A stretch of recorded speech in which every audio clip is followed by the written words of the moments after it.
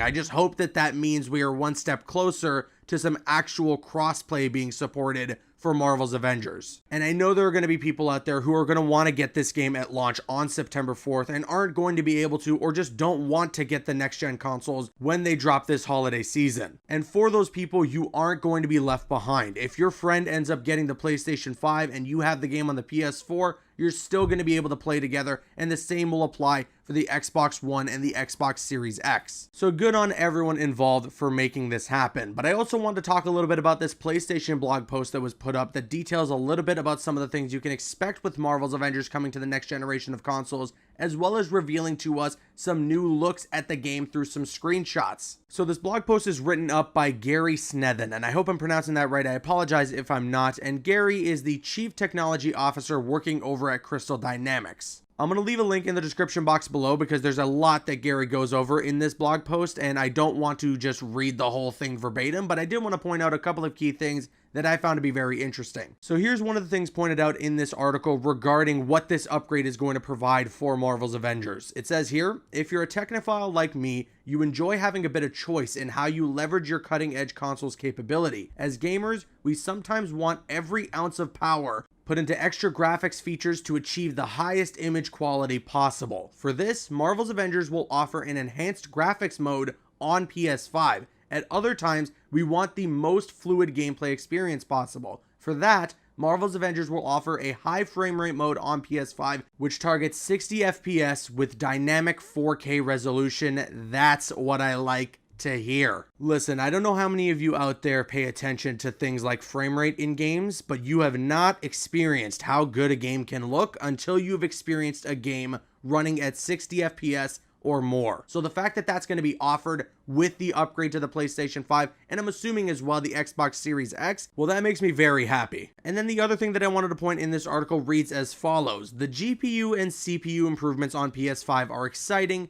but even more exciting is the introduction of an ultra high speed SSD with lightning fast load speeds. This is a transformative improvement in consoles that will reduce load times down to 1 or 2 seconds and enable real-time streaming of massive worlds at ridiculously fast speeds. Without any optimization, the loading and streaming of Marvel's Avengers improved by an order of magnitude on PS5. When optimization is complete, loading content will be nearly instant, allowing players to seamlessly jump into missions anywhere in the game world. And as Iron Man flies through content-rich levels, higher resolution textures and mesh will stream in instantly, maintaining the highest possible quality all the way to the horizon. Now this also sounds great because I can imagine when the game launches on the PS4 and the Xbox One, loading times are going to be a bit of an issue as you're jumping into some of the different explorable areas, or if you're going back to the Chimera, there's always going to be a loading screen in between, and when the games launch on the next gen consoles, that loading screen is going to be decreased by a lot. But okay, now let's go over some brand new screenshots. These are some of the best screenshots they've revealed for this game so far. Everything looks incredible. First up is the header image used for the PlayStation blog post. This is of Iron Man taking down some aimbots, and it looks really nice here. Look at all the sparks there, looking fantastic. Iron Man showing off his abilities.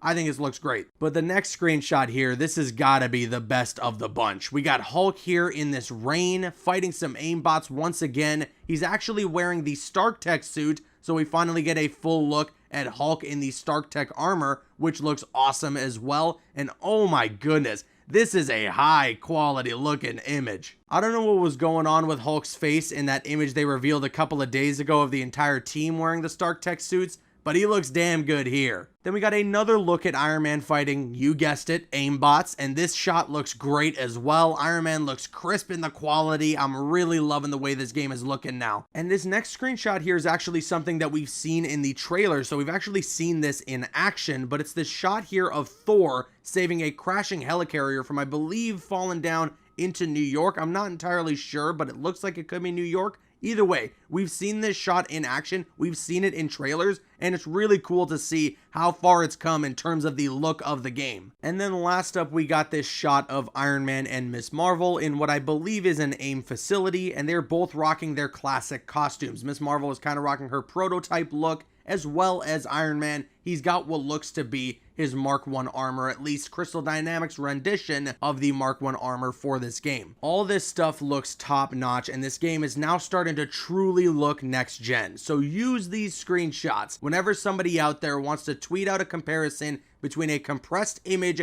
of a screen grab from a trailer for Marvel's Avengers to an official screenshot for any other game. And holy crap, people, some breaking news as of when I am recording this video. The Marvel's Avengers Twitter page had tweeted out an image, of course, with the announcement that tomorrow we are going to be getting that War Table stream. And while they seem to have confirmed a new villain for this game, maybe even the main villain for this game. So take a look at this image. It seems unassuming, right? It seems like it's just a minor tease at a potential villain that's going to be in this game. However, if you are to zoom in on this photo, we can see there a little name tag, and it says it's for George Tarleton, an AIM researcher. Now, who is George Tarleton? Well, in the comic books, that's none other than MODOK. This is actually pretty cool if you ask me. MODOK might end up being the main villain of Marvel's Avengers, and I'm getting pretty pumped to see how Crystal Dynamics is gonna handle this character. And I guess we're gonna be finding out all that tomorrow during that War Table stream, and I'm gonna be covering every last little bit of news that comes from it. So make sure you're tuned into this channel. If you are looking forward to Marvel's Avengers in any way, this is the place to be, and you can subscribe to the channel and turn on those notifications